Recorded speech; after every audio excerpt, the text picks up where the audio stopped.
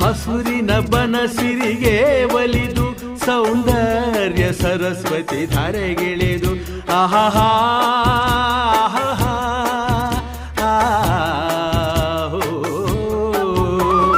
ಹರಿಯುವ ನದಿಯಲ್ಲಿ ಜಾಡಿ ಹೂವನದಲ್ಲಿ ನಲಿಯುತ್ತ ಓಲಾಡಿ ಚೆಲುವಿನ ಬಲೆಯ ಬೀಸಿದಳು ಈ ಗಂಧದ ಗುಡಿಯಲ್ಲಿ ನೆಲೆಸಿಹಳು. ಇದು ಯಾರ ತಪಸ್ಸಿನ ಫಲವೋ, ಈ ಕಂಗಳು ಮಾಡಿದ ಪುಣ್ಯವೋ. ಆಹಾ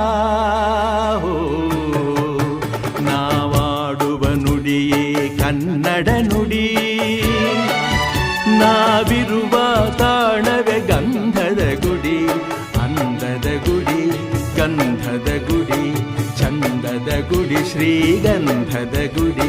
ಆಹಾ ಆಹಾ ಆಹಾ